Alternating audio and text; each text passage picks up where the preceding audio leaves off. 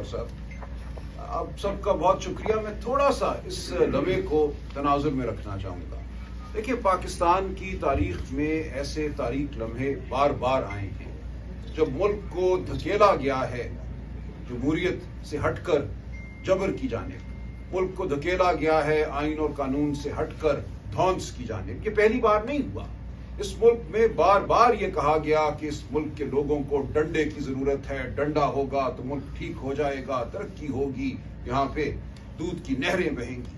60 की दिहाई में कहा गया ये डेकेड ऑफ डेवलपमेंट है, ये तरक्की के 10 साला एक दौर है, 10 साला दौर है। हम जानते हैं उस 10 साला दौर का नतीजा क्या हुआ। सन 68 में 69 में एक अजीम शान अवामी तहरीक चली, उसके बाद एक जंग हुई, सिविल वॉर हुई और मुल्क दो लख्त हो गया। तो ये बार बार हुआ है।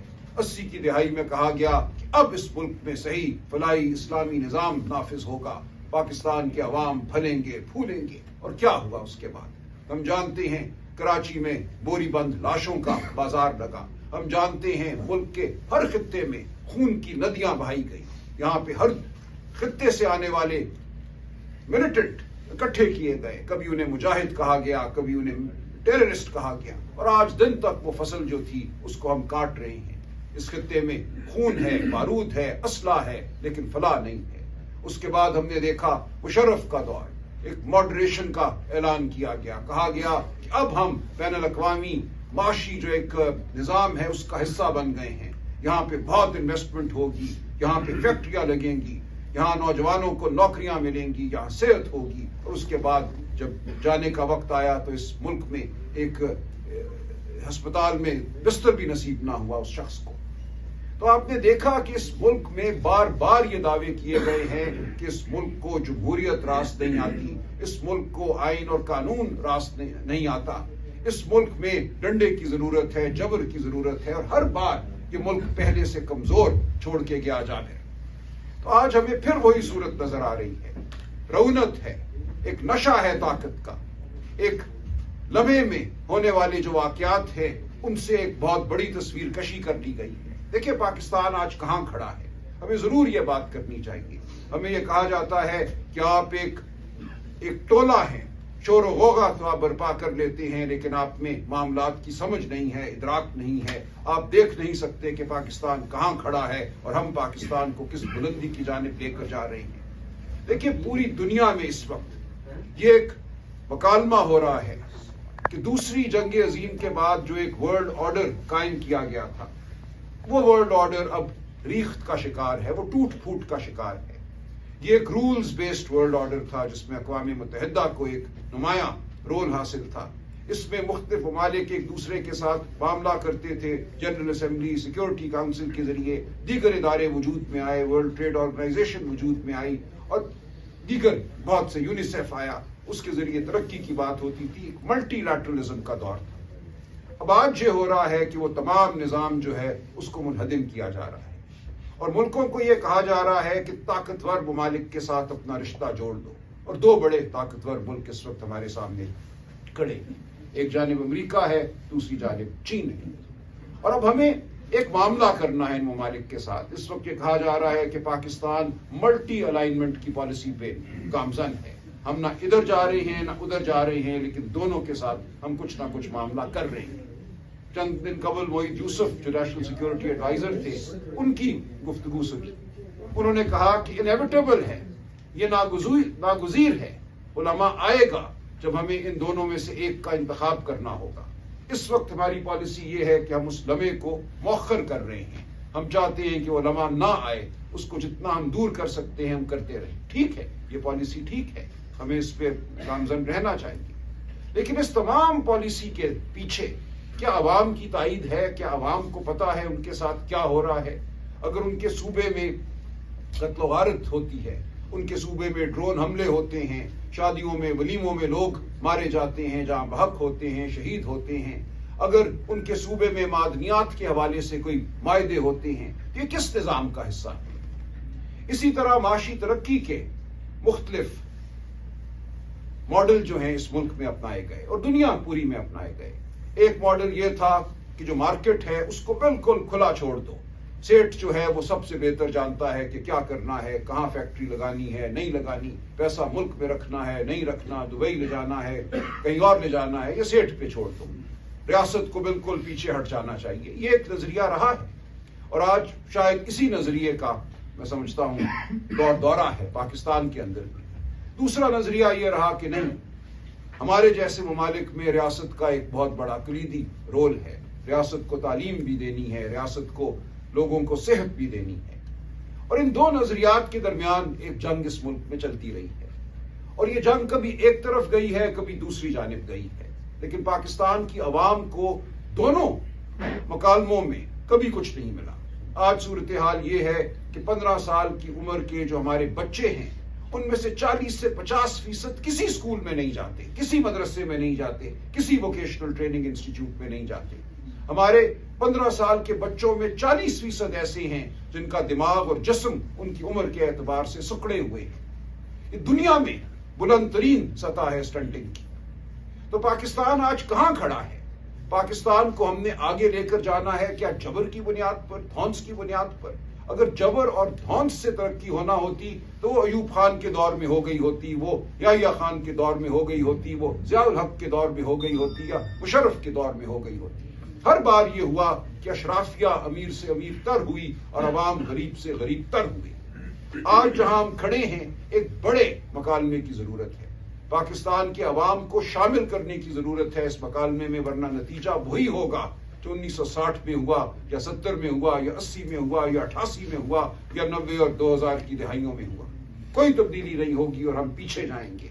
आज ऐसा हमला किया गया है इस मुल्क में आईन और कानून पर जिसकी मिसाल किसी मार्शल लॉ के बदतरीन दौर में भी नहीं मिलती। जिस तरह अदलिया को सरनिगूं किया गया है, जिस तरह जजों के ऊपर तलवार लटकाई गई है, किसी भी हाई कोर्ट के जज को उठाकर आप एक कोर्ट से दूसरी कोर्ट पे फेंक सकते हैं। आप सुप्रीम कोर्ट से खाइफ थे तो आपने सुप्रीम कोर्ट को मुनहदम कर दिया, उसको एक जेली अदालत बना दिया, क्योंकि सुप्रीम कोर्ट आइन की बात करती थी। सुप्रीम कोर्ट ने मिलिट्री कोर्ट्स के खिलाफ फैसला दिया। सुप्रीम कोर्ट ने कहा कि एक बूट में बैठा अफसर सिविलियन की ट्रायल नहीं कर सकता, उसको सजा नहीं दे सकता। ये पूरी दुनिया का मुत्तफिका फैसला है। पाकिस्तान आज वाहिद मुल्क है जहां एक आइन है जो अदलिया की बात करता है, इंसानी हुकूक की बात करता है, जिसमें सिविलियन का ट्रायल फौजी अदालतें कर सकती हैं। कोई और मुल्क ऐसा नहीं करता। अफ्रीका का कोई मुल्क ऐसा नहीं करता, लातीनी अमेरिका का कोई मुल्क ये नहीं करता। उन मुल्कों में भी शोरिश है, उन मुल्कों में भी दहशतगर्दी है, लेकिन कुछ उसूल हैं जो पूरी दुनिया ने अपना लिए हैं। पाकिस्तान आज पूरी दुनिया से पीछे खड़ा है। जब हमारे सुप्रीम कोर्ट ने कहा आप ये नहीं कर सकते, आपका आइन तो हुर्मत इंसान की बात करता है, आपका आइन एक आजाद अदलिया की बात करता है, कैसे एक अफसर आजाद अदलिया का नेमुल बदल हो सकता है? वो एक मातहत अफसर है। जब उसके बाला अफसर कह चुके हैं कि इनको सजा देनी है तो उसकी क्या मजाल कि वो इनको सजा ना दे। हम सुप्रीम कोर्ट गए ये कहने कि 8 फरवरी 2024 को पाकिस्तान की आवाम ने वोट डाला था, पीटीआई के लिए वोट डाला था, इमरान खान के लिए वोट डाला था। उस वोट के तकद्दुस का कुछ तो ख्याल करो। हमसे 100 सीटें छीन ली गई, लेकिन जो छोड़ी हैं उनके तनासुब से हमें रिजर्व सीट्स ख्वातीन की और अकलियतों की, गैर मुस्लिम दोस्तों की तो दो, और सुप्रीम कोर्ट ने वो नशिस्तें हमें दी। उसकी पादाश में सुप्रीम कोर्ट को एक जेली अदालत बना दिया गया। 26वीं तरमीम आई, फिर 27वीं तरमीम आई। आज इस मुल्क में एक जुबाबंदी का आलम है। आप में से कोई भी खुल के बात नहीं कर सकता। बात करेगा तो पीका के कवानीन हैं, GITs बनेंगी, आपको 10 साल सजा हो जाएगी। आज ईमान हाजिर मजारी और हादी, उनके अली, उनके मियाँ हमारे सामने एक मिसाल है। वो वकला हैं जो हक की बात करते हैं, जो मजलूम के साथ खड़े होते हैं। उनके साथ क्या हो रहा है? तो ये किसी के साथ भी हो सकता है। यह पूरे माशरे को इशारा है कि तुम सब महकूम हो, तुम्हारी जुबान हमारे काबू में है, तुम्हारा ज़हन हमारे काबू में है। अगर अपने ज़हन को आवाज दोगे अपनी जुबान के जरिए तो हम तुम्हें पकड़ लेंगे और एक काल कोठरी में डालेंगे। क्या पाकिस्तान इसलिए बना था? क्या यह था अल्लामा इकबाल का ख्वाब? क्या यह था कायद आजम का नजरिया? कायद आजम की 20 तकारीर हैं। आज हम जिना हाउस की ताजीम के लिए खड़े होते हैं। क्या उस जिना की किसी तकरीर को हमने याद रखा? बारहा कायद आजम ने यह कहा जब वो हमारे अस्करी इदारों का दौरा करते थे कि आप अपने हल्फ के तहत पाबंद हैं, क्या आप सियासत में हिस्सा नहीं लेंगे।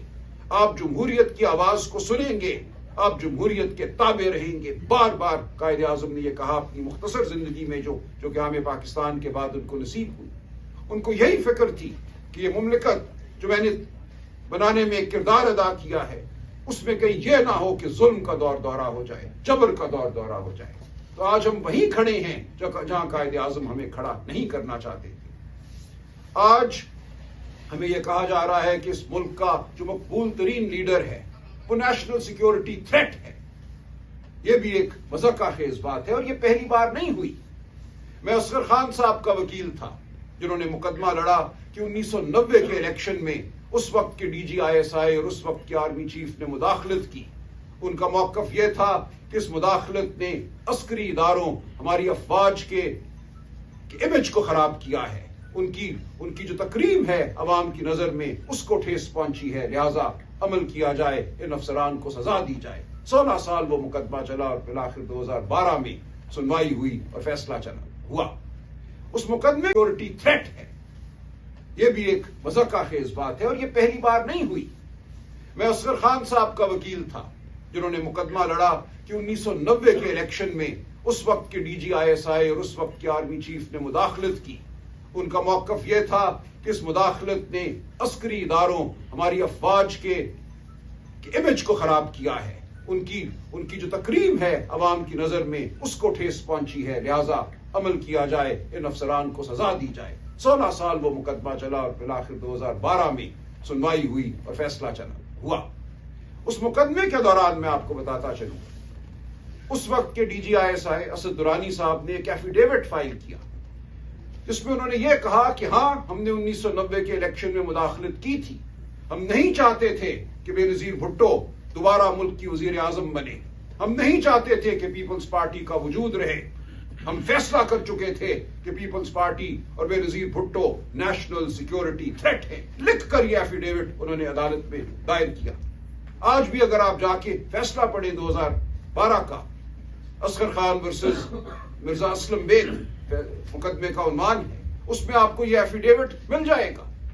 तो बार बार इदारों ने फैसले किए कि अवाम का कोई मकबूल लीडर नेशनल सिक्योरिटी थ्रेट है, उसको मंजर से हटाना जरूरी है, लेकिन ऐसा नहीं हुआ। आप अवाम के दिलों से उनके किए गए फैसलों को नहीं हटा सकते। पाकिस्तान की अवाम बाशऊर है, हमेशा बाशऊर रही है। पाकिस्तान की अवाम अगर आज इमरान खान के पीछे खड़ी है, इमरान खान से उम्मीद लगा के खड़ी है, तो उसकी वजह है ये दीवाने नहीं हैं। हम जो आपके सामने बैठे हैं, हम कोई सहरज़दा लोग नहीं हैं जिनकी सोच नहीं है, जिनकी अकल नहीं है। हम जानते हैं इस मुल्क पे कौन काबिज रहा है। हम जानते हैं कि आज जो सियासी जमातें जो एक जमाने में जमहूरियत का नाम लेती थी, वो आज मातूब होने के बाद मगलूब हो चुकी हैं। उन्होंने सहा, बहुत कुछ सहा, लेकिन आज उनके अंदर वो सख्त बाकी नहीं कि वो अवाम की बात कर सके। वो सर झुकाए नौकरी कर रही हैं। पाकिस्तान की अवाम जानती है कि एक ही पार्टी है और एक ही शख्स है और उसके साथ उसके इत्तेहादी हैं जो पाकिस्तान के अवाम की बात करने की ताकत रखते हैं, जो ये कह सकते हैं कि हमने पाकिस्तान की अवाम को नौकरी देनी है, ये रियासत की जिम्मेदारी है कि नौकरी मिले। चंद दिन पहले हमारे आज के वजीर खजाना साहब ने कहा कि यह रियासत की जिम्मेदारी नहीं है कि अवाम को नौकरियां दे। यह अफसोस का मकाम है।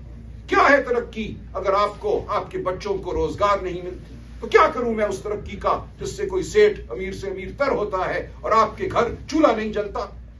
तो हमने उस सियासत को आगे लेके चलना है जो अवाम दोस्त सियासत है, और पाकिस्तान की अवाम जानती है वो अवाम दोस्त सियासत कौन कर रहा है और कौन करने की सख्त रखता है, कौन बेनियाज है ओहदे से, कौन सियासत में इसलिए है कि मुल्क के लिए कुछ कर सके, अवाम के लिए कुछ कर सके, नौजवानों के लिए कुछ कर सके।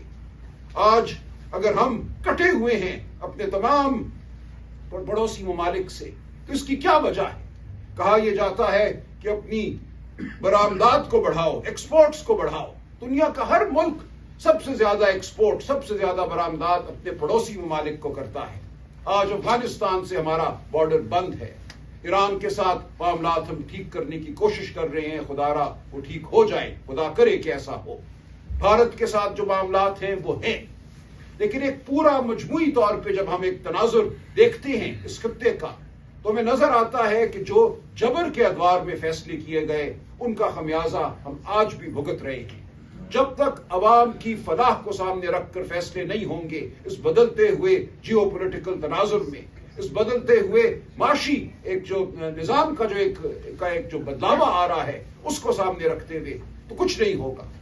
आप एक मार्का जीतकर पाकिस्तान को फलाह की जानिब नहीं लेकर जाएंगे। कोई मुल्क आपसे हाथ मिलाकर अगर आपकी जानिब चंद बिलियन डॉलर फेंक भी देता है तो उससे पाकिस्तान के करोड़ों नौजवानों को नौकरियां नहीं मिलेंगी। पाकिस्तान की मईशत, हमारी इकॉनमी, GNP इसकी आज भी 300 बिलियन से ज्यादा है। इसको 1000 बिलियन होना चाहिए था, लेकिन 300 बिलियन से ज्यादा आज भी है। अगर कोई 6-8 बिलियन डॉलर आपकी तरफ फेंक भी देता है तो उससे आप नए कोई खिलौने खरीद लेते हैं, तो पाकिस्तान की अवाम को क्या फायदा होगा? जब तक पाकिस्तान की अवाम पाकिस्तान के ऐवानों में नहीं गूंजेगी, पाकिस्तान की असेंबलियों में नहीं गूंजेगी, वज़ीर आज़म हाउस में नहीं गूंजेगी, उस वक्त तक पाकिस्तान की अवाम की फलाह मुमकिन नहीं होगी। आपने 16 सीटें जीतने वाली एक पार्टी को हुकूमत दे दी, फिर आपने कहा कि ये अब पाकिस्तान की फलाह के मंसूबे बनाएंगे। ये मुमकिन नहीं है। झूठ और फरेब पर खड़ा निजाम कभी भी देर पा नहीं होगा। पाकिस्तान की अवाम कभी भी इस निजाम को कबूलियत नहीं बख्शेंगे, और आखिरी कबूलियत वही है अल्लाह ताला की कबूलियत के बाद जो अवाम की तरफ से आए। किसी और की कबूलियत का कोई मतलब नहीं है। तो हम आपके सामने बैठे हैं, कल की प्रेस कॉन्फ्रेंस का कोई जवाब देने नहीं, वो एक अफसोसनाक गुफ्तगू थी, इस तरह भी नौयत की गुफ्तगू थी। उसमें ना कोई ऐसा पुरमग़ज़ कोई बयानिया था जिसका जवाब दिया जाए, वो एक दुश्मन दराजी थी, इल्जामात थे। हम उसका जवाब नहीं देंगे। हम आपको सिर्फ यही कहेंगे कि पाकिस्तान की अवाम को मत धुतकारो। पाकिस्तान की अवाम इमरान खान के साथ खड़ी है, PTI के साथ खड़ी है। Imran Khan national security threat नहीं है। इमरान खान ने इस मुल्क को जोड़ के रखा हुआ है। इस मुल्क के करोड़ों नौजवान इमरान खान की वजह से जुड़े हुए हैं उस बयानिए के साथ जो पाकिस्तान की रीढ़ की हड्डी है। वरना बहुत से बयानिए हैं, कोई नस्ल परस्ती का बयानिया है, कोई फिरके का बयानिया है। उन तमाम बयानियों को रद्द करके इमरान खान पाकिस्तान के बयानिए के साथ खड़ा है, और करोड़ों PTI के सपोर्टर वोटर उस बयानिए के साथ खड़े हैं। खुदारा ये मत करो, इमरान खान को माइनस आप नहीं कर सकोगे, लेकिन खुदा ना खास्ता अगर आप ऐसा करते हो तो इस मुल्क के शिराजे को इकट्ठा रखना बहुत मुश्किल होगा। खैबर पख्तूनख्वा पे अगर आप हमला करते हो, वहां अगर आप मुंतखब हुकूमत को हटाकर वहां की अवाम पर मुसल्लत करते हो एक गैर मुंतखब निजाम, तो फिर आप खुद जो हालात होंगे उनके जिम्मेदार होंगे। खैबर पख्तूनख्वा की अवाम गयूर है, वो अपने फैसले खुद करते हैं, वो कबायली अवाम हो या दीगर इलाकों के अवाम हो। आप उनको धुतकार नहीं सकते, आप उनके वजीर आला के हवाले से हर्जा सराई नहीं कर सकते। कोई भी गुफ्तगू हुई हो, आपको गुफ्तगू नामुनासिब लगी हो, हम बात करने को तैयार हैं। बयानिए की जंग में खुदा के लिए पाकिस्तान के मुस्तकबिल को दाव पर मत लगाओ, खैबर पख्तूनख्वा सूबे को दाव पर मत लगाओ। ये एक इंतहाई हसास इलाका है। इस वक्त जो हालात हैं, जो दहशतगर्दी की सूरत हाल है, उसमें अवाम को साथ लेकर चलो। PTI इस वक्त सबसे बड़ी ताकत है मुल्क की, जो मुल्क को फलाह की जानिब ले जा सकती है। मुल्क के अस्करी इदारों की सबसे बड़ी ताकत मैं कहूंगा PTI है। कोई फौज जंग नहीं जीतती जब तक उसके साथ उस मुल्क के अवाम ना हो। इस मुल्क के अवाम की आवाज PTI है, इमरान खान है। हमारे बगैर कोई जंग नहीं जीती जा सकती। पाकिस्तान के अवाम के बगैर कोई जंग नहीं जीती जा सकती। जंग एक दिन का, 2 दिन का, 3 दिन का मार्का नहीं है। ये एक बहुत बड़ी जिद्दोजहद है। इस बड़ी जिद्दोजहद में इदारों को और अवाम को साथ चलना है। अब भी मौका है कि इस मुल्क में इंतशार पैदा ना हो। हमें रोज सोशल मीडिया कहता है बुज़दिल के आदत, लाया अमल दो, जलगार का ऐलान करो। क्यों नहीं करते? क्यों बैठे हो? क्यों सब्र किए बैठे हो? हम बैठे हैं इसलिए कि हमें पाकिस्तान अजीज है। हम नहीं चाहते कि पाकिस्तान में इंतशार हो। हम नहीं चाहते कि हमारे बच्चों पर गोलियां चले, वो शहीद हों। हम चाहते हैं कि बैठकर मकालमा हो और हम उस जानिब बढ़े जो सच्चाई की मंजिल है, जो अवाम की आवाज है, उसके मुताबिक हम फलाह को ढूंढे। और हम सब इकट्ठे बैठकर ये कर सकते हैं। अगर आप बात करोगे तो आप देखोगे कि यहाँ तजुर्बा भी है, यहाँ दानिश भी है, और सबसे बढ़कर यहाँ वो चीज है जो आपके पास नहीं है, लेजिटिमेसी है, अवाम की ताकत है, अवाम की ताईद है। तो आपसे गुजारिश ये है, और आपको तंबीह भी है कि खुदा के लिए पाकिस्तान को मत धकेलो तारीखियों की जानिब। ये बहुत बार हो चुका, डेकेड ऑफ डेवलपमेंट बहुत बार बनाई जा चुकी, बहुत बार बैनुल अक़वामी एक्सपर्ट आए, माशी एक्सपर्ट आए, चार्ट लेकर आए, पावर पॉइंट लेकर आए, बहुत बार ये हुआ कि बस अब सब ठीक हो गया, अब उड़ान यकीनी है, कभी भी उड़ान नहीं हुई। आज फिर हम वहीं खड़े हैं, वही गलती आप फिर दोहराने जा रहे हो, तो ये मत करो। जो लोग इस मुल्क के हमदर्द हैं, मुहिब्बे वतन हैं, हम आपके सामने मौजूद हैं। हम इस मुल्क के लिए, इस मुल्क की फलाह के लिए हर वो कदम उठाएंगे जो जरूरी है। हम कोई इस मुल्क के मुखालिफ नहीं हैं, हम जामिन हैं इस मुल्क के, और हमारी जमानत है कि पाकिस्तान की फलाह के लिए इमरान खान हर वो कदम उठाएगा जिसकी जरूरत है, पीटीआई हर वो कदम उठाएगी जिसकी जरूरत है। तो इंतशार की कोई जरूरत नहीं है, लोगों को मारना धाड़ना जो आपने 9 मई के बाद किया, चादर चार दीवारी को जिस तरह पामाल किया। मैं आज भी रोता हूं, रात को बच्चों को मैंने जेलों में बंद देखा, बीवियों ने मुझे थप्पड़ों के निशान दिखाए घरों में। आपने ये सब कुछ किया, झूठे मुकदमे बनाए, अदालतों से झूठी सजाएं दिलवाई। अब बस करो, अब ये आगे ये कौम इसकी मुतहम्मिल नहीं हो सकती। ये इस कौम का मुकद्दर नहीं था, इसलिए यह पाकिस्तान नहीं बना था। तो हम इसलिए आपके सामने आज हाजिर हुए हैं कि मामलात को तनाजुर में रखा जाए। ईंट का जवाब, जैसा गौर साहब ने कहा, पत्थर से देना बहुत आसान है, लेकिन इसमें मुल्क की फलाह नहीं है। हम ऐसा नहीं करेंगे। बहुत शुक्रिया। अच्छा सर,